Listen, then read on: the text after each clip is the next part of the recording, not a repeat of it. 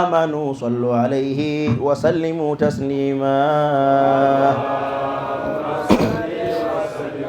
إن الله وملائكته يصلون على النبي يا أيها الذين آمنوا صلوا عليه وسلموا تسليما أعوذ بالله من الشيطان الرجيم بسم الله الرحمن الرحيم الحمد لله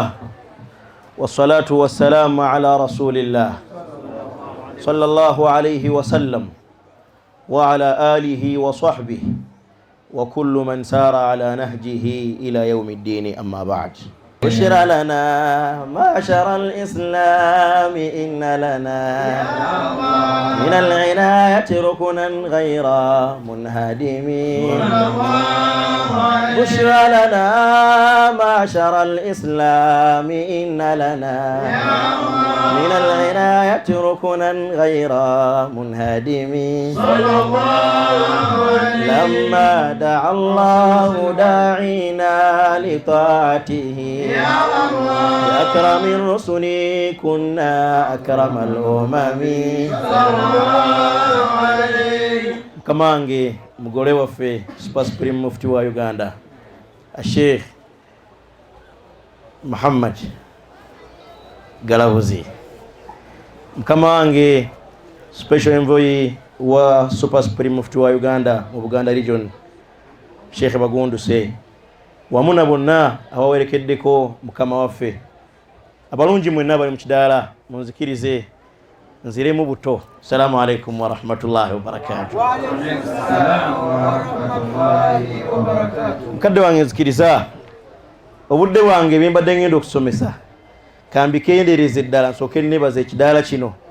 ekyokutegeera obukulu bwa Super Supreme Mufti wa Uganda.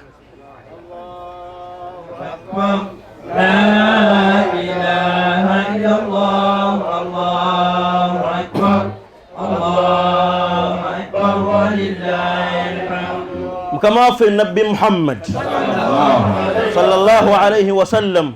bwe yajjanga eri baswahaba ridwanullahi alayhim yalinga nkola bamulabanga atuuka bonna ne basituka bamaniriza omubaka Muhammad sallallahu alayhi wa sallam. Naye mutume olw'okuba nti yali musajja nga mutawadhi musajja mukakka munye ekigenze wala kyavaaga nti bwe mulabanga nzize temuddangamu okuyimirira musigale nga mutudde. Baswahaba ridwanullahi alayhim abasinga obungi mu bonna bakiwulira era bwe yaddamu okujja basigala batudde tebasituka. Naye omu ku baswahaba ridwanullahi alayhim Sayyidina Hassan ibn Thabit radiyallahu tabaraka wa ta'ala anhu alengera mutume ngajja n'alaba nga tasobola kusigala nga atudde n'addamu n'asituka n'adda waggulu. Mutume amugamba nti wange Hassan towulidde kye nagambye nagaye bwe mbazija mutuule temuyimirira. Sayyidina Hassan ibn Thabit radiyallahu anhu yakosa ebigambo bino n'amugamba nti ya Rasulallah qiyami lil azizi alayya fardu wa tarku al fardu ma huwa mustaqimu ajibtu liman lahu aqlun wa fahmun yara hadha al jamal wa la yaqum. Sallallahu alayhi basahaba ridwanullahi alayhim bonnanga batudde mukama waffe abagaye temuddamu okusituka bagenda omulaba nga Hassani yasituse nabbi n'amugamba nti naggambye eki bwe mbanze temuddamu kusituka. Sayyidina Hassan ibn Thabit radiyallahu anhu yamugamba nti ya Rasulallah qiyami lil azizi alayya fardu nze okuyimirira ku munene nga atuuse okuyimirira nga ow'ebbeeyi atuuse alayya fardu kunze kyatteekwa ya Rasulallah siyinza kukyebeera mbadde wansi ngenza owulira nga sisobola kubeerawo ng'omunene atuuka nensalawo nsituke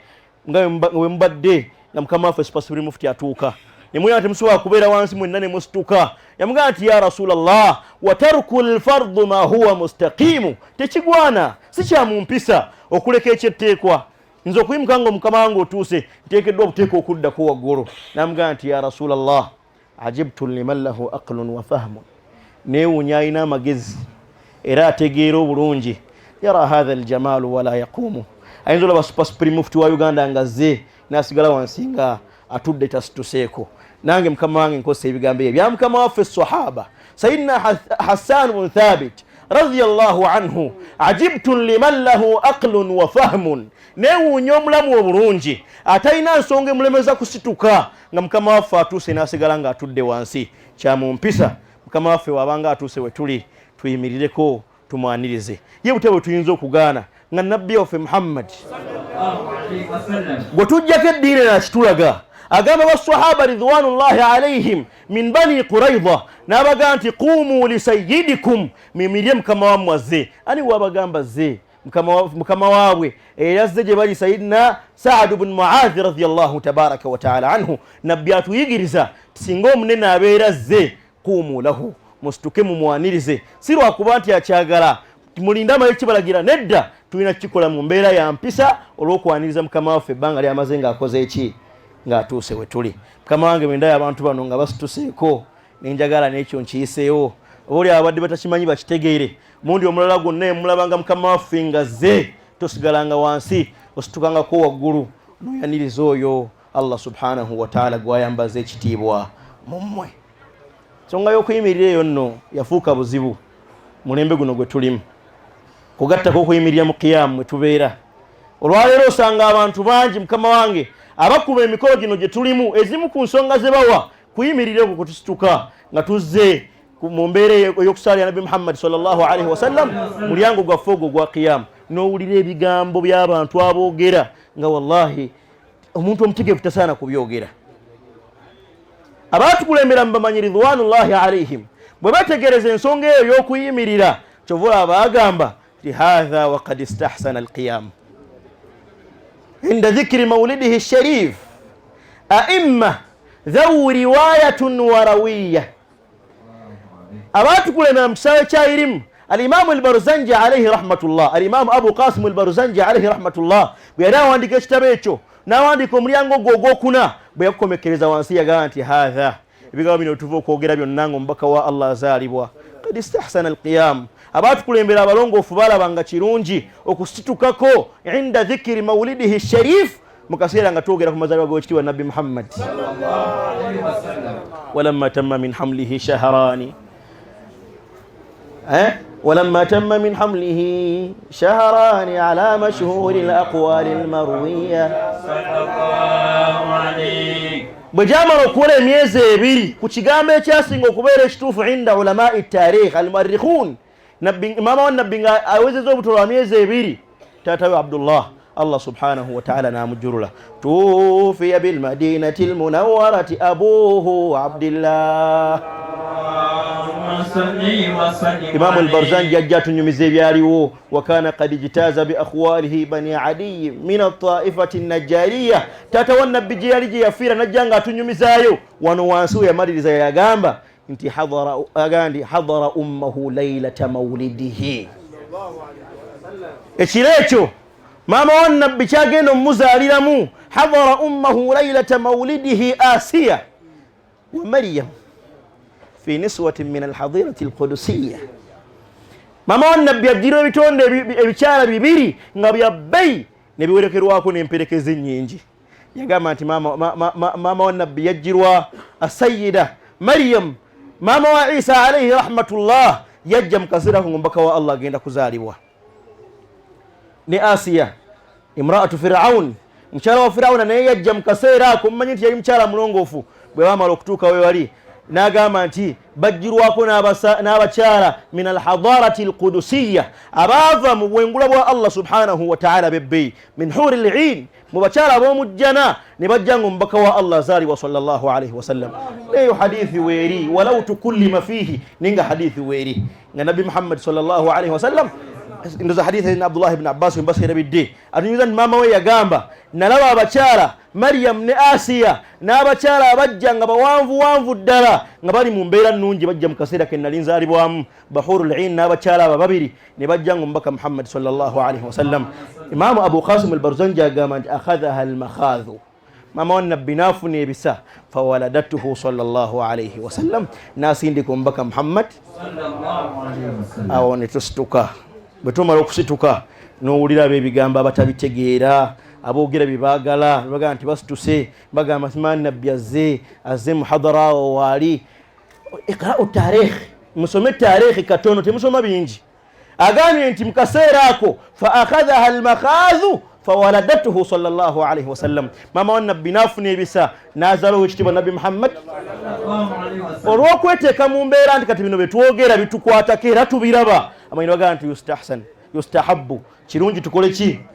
tustukeko nga bwe twaniriza omwana omuto azaaliddwa nga waffe kati ono gwe twogerako azaalwa ye nabbi Muhammad ne bwe tugamba nti nabbi ajja mu majirisi mwe tubeera saagala tukigobe nakyo kisobola okubeera ekituufu nabbi asobola okujja mu bidaala byaffe naam mutuma asobola okujja min aina laka hatha ekyo sheekhe okijjawa tugende mpola tubikule ekitabo kya imam ibn al-qayyim al-jawzi ekiyitibwa ar-ruh al-imam ibn al-qayyim al-jawzi ar-ruh ku peji 144 bwera yagera ku nsonga zino yagamba yete ebigambo bibiri ekigambo ekimu kya imam al-imam Malik ibn Anas al-Asbahani imam Darul Hijra imam Ahlul Madina imam Malik yagamba imam Malik nti balaghani kyenategeera ekyantuukako kyemmanyi anna ar-ruha mursala emyoyo gyonna Allah bw'amala okugijjulula Allah agita tadhhabu haythu sha'at nigigenda yonna gye giwulira gye gyagala omuntu bw'amala okufa Allah omwoyo agutandika kukola ki negutambulamu negugenda gye gwagala Sayyidina Salman al-Farisi radiyallahu tabaraka wa ta'ala anhu yagamba ku nsonga eyo yagamba nti arwahul mu'minin emyoyo gy'abakkiriza gyonna fi barzakhin min al-ardi abakkiriza abo nga bali wano mu nsi mu ntaana zaabwe baaziikibwa yagamba nti arwauhum tadhhabu haythu sha'at emyoyo gyabwe gitambula negigenda yonna gye gyagala bwe gibanga emyoyo gitambula negigenda gye gyagala ogwa nabbi Muhammad sallallahu alayhi wa sallam mulowooza guyinza kugenda wa ne gulekawa ne bali mu gusaalira mwagala kugende mu ambiyasi oba mukantulekera abo nabbi ayitewa ne bali mu kugamba nti sallallahu ala Muhammad sallallahu wano nabbi ayitewo obuyisi nga tatunuddeewo agendiwa ku Maria fulo batubagamba ya jamaa kawe okula kumshawiya tukulemu katono ebintu ebyetaga kutegeera ntegeere ya bulijjo nga togeze na mu bitabo bwe kibanga emyoyo gitambula butya nabbi Muhammad sallallahu alayhi wasallam bwayinza obutabeera mu kidaala kino mwe tuli njagala obbakakasa ti nabbi Muhammad sallallahu alayhi wasallam mu bidaala ebifaanagana nga kitulimu kino olwaleero mutuma abeerawo bwe mutuukanga mu mbeera emusaalira mumusaalire nga nabbi Muhammad sallallahu alayhi wasallam mukakasa nti muli naye awo kale ekyo bwe kibanga kiri wala noyo aganyo kitegeera nsaba kino kyakitegeere kuba kyangu kyakutegeera mu hadithi entuufu yagamba nabbi Muhammad sallallahu alayhi wasallam inna min afdali ayamikum yawmul jumu'ah ennaku zammwe olusinga okubeera olungi lwa jjuma fa akthiru alayya min as-salati fihi banaye mwitirize nnyo okunsaalira nabbi nagamba fa inna salatakum hadithi ene riwaya bbiri fa inna salatakum tablughuni haythu kuntum eswala zammwe zonna Allah azindaga Allah azintuusaako yonna gye mubeera muli fi riwaya mutume yagamba fa inna salatakum ma'rudatun alayya